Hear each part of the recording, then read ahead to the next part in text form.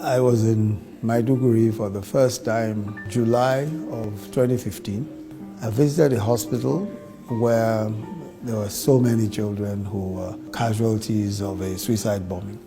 And then, we started to talk about the number of children who were displaced. I think at the time about 49,000 or so children were without homes. They were orphans, most of them under the age of 12 or so. So there was a need to, face up to this and do something. And that's why I thought, well, perhaps a starting point might be to build homes, an integrated sort of home environment that will have everything. So the next question, of course, is where do you get the money from? So I thought my 60th birthday would be a good opportunity to raise some money. Issues related to the Northeast have always concerned me. As it turned out, people were quite happy to give the money. So we were able to raise a substantial amount of money, and we started the project. Maybe bring the two of them together. Not that one, don't remove that one. It's the other one. We looked at our plan, and the method of execution was the next thing for us to discuss. So we have this nice plan. How do we execute? And in our journey, we found that it had to be more than just a school. We're looking at children who've been orphaned, who've been traumatized.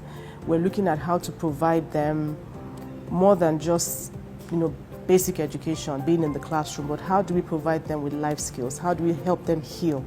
So it morphed from just a school to more than just buildings, to essentially a community.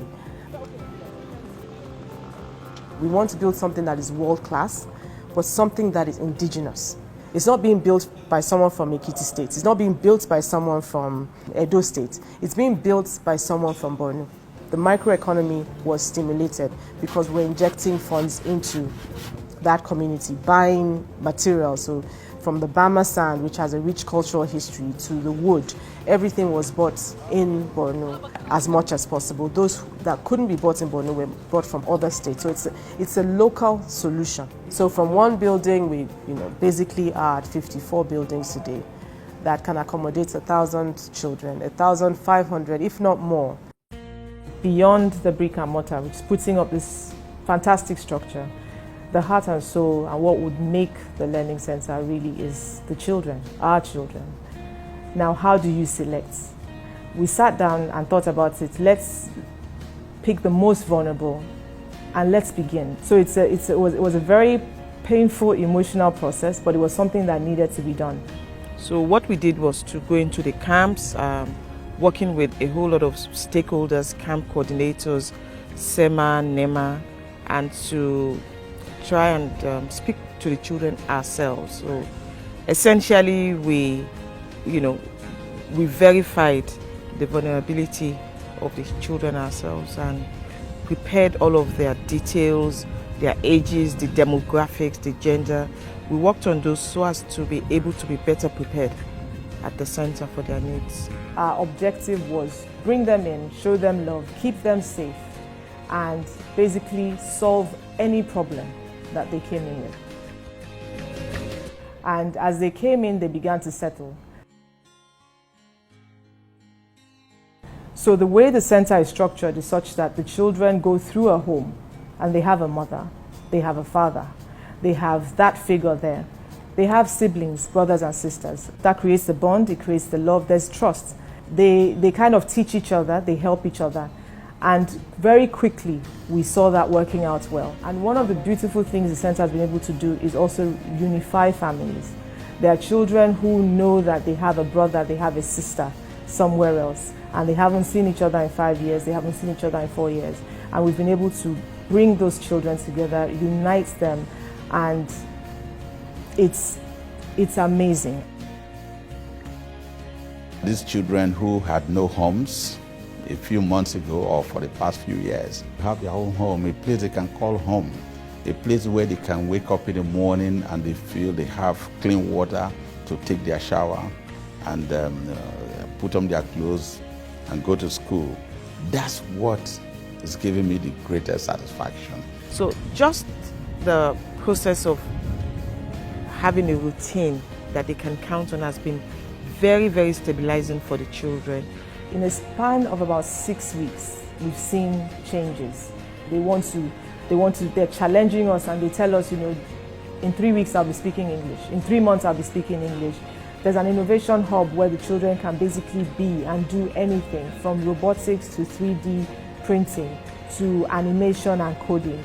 And it's interesting how we've begun to expose the children to this, and they're building all sorts of things, Lego robotics, and able to understand simple concepts of electricity and how that works. And there is a farm, which is about 1 hectare, where they would learn not just farming to eat, but farming and the business side of farming.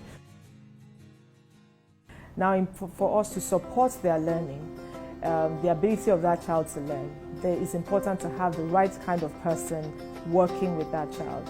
And we went through a rigorous process to get good qualified teachers and teaching support staff.